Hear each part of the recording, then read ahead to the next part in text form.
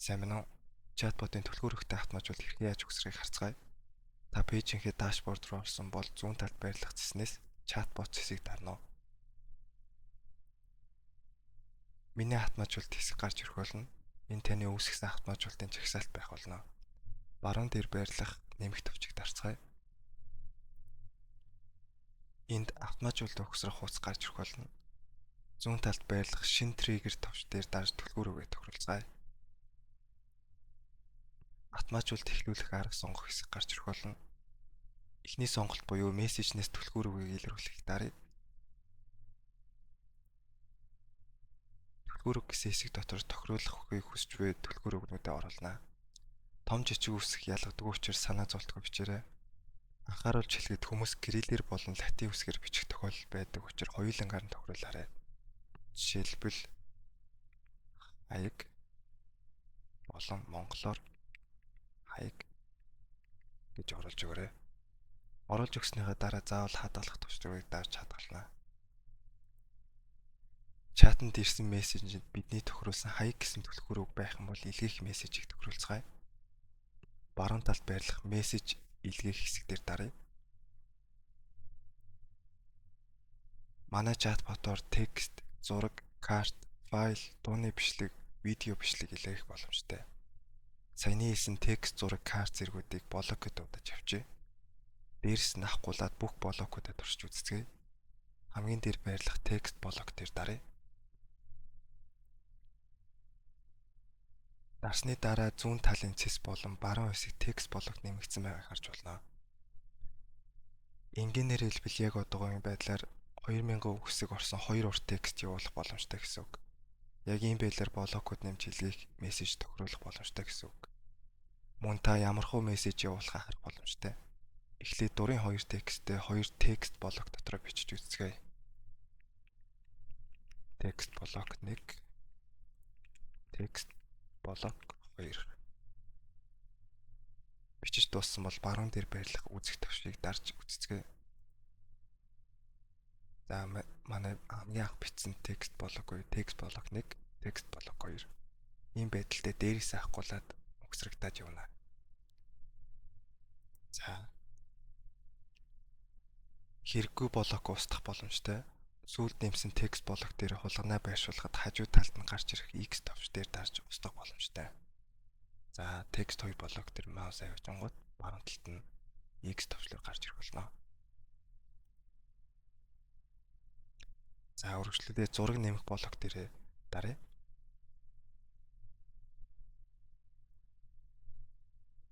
Зураг хуулах буюу та өөрийн төхөөрөмжнөөсөө зураг нэмэх эсвэл зургийн линкээр зураг оруулах боломжтой.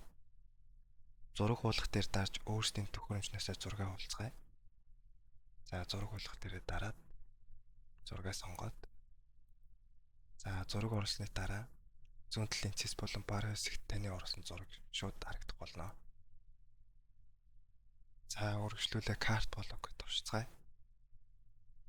Карт блок дээр дараад зүүн хэсэгт болон баруун хэсэгт таны оруулсан карт нэмэгдсэн байгааг харж болно.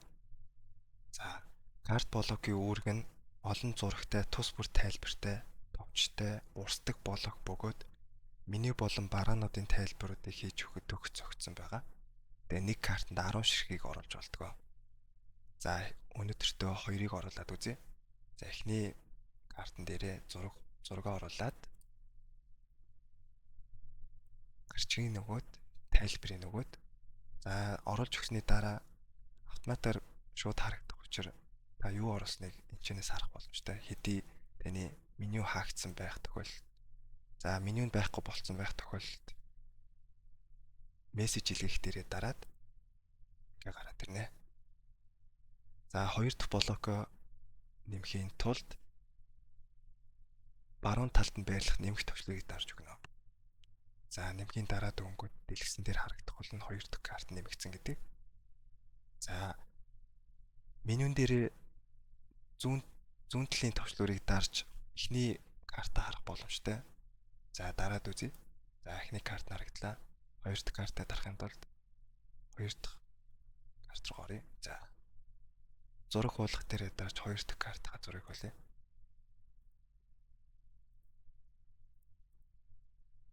оруулаад өнгөө шууд автоматар харагдах болно. За 2 дахь картн дээр 2 гэдэг гарчиг, 2 гэдэг тайлбарыг оруулаад өгье. За дараа нь файл блокийг дурж үзье.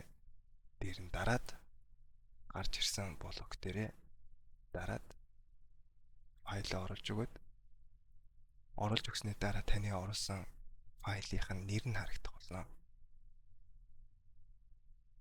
За дараа нь дууны бичлэг блокийг даръя. Дээр нь дараад оруулах дууны бичлэгийг оруулаад оруулж өгсөний дараа таны дууны бичлэгний нэр нь харагдах болно. За хамгийн сүүлд видео бичлэг байгаа. Түүн дээрээ даръя.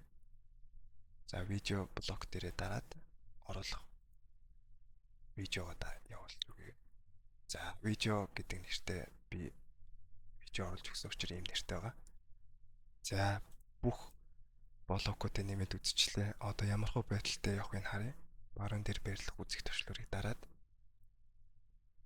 за эхнээсээ авахгүйлаад текст блокоос эхэлнэ.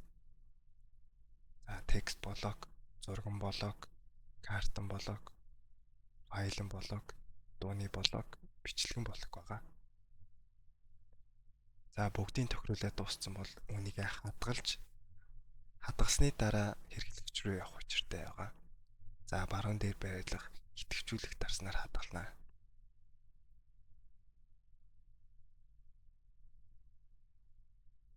За хадгалсан бол таны үүсгэсэн миний автоматжуулалт хэсэг дээр харагдах болно. За автоматжуулалт амжилттай үүссэн бол баруун доор нь мэдээлэл гарч ирнэ. Мөн миний автоматжуулалт дотор таны үүсгэсэн автоматжуулалт байх болно. Гарчиггүй гэдэг нь автоматжуулалтаа гарчиг нэмж өгөх учраас автоматар гарчиггүй гэдэг нэртэй байгаа. Тэгээ ямар төлхөөрөг орсон харагдана. Та мэдээж засах бол энэ дээрээ засах гэдэг төвчлөрөө дараад харж болно. За пэйж рүүгээ хаяг гэж бичиж үзье. Бидний үүсгэсэн блокууд ирэх нүг үе харцгаая. Том жижиг хамаагүй. Мөн томоор бичнэ, жижигээр бичнэ.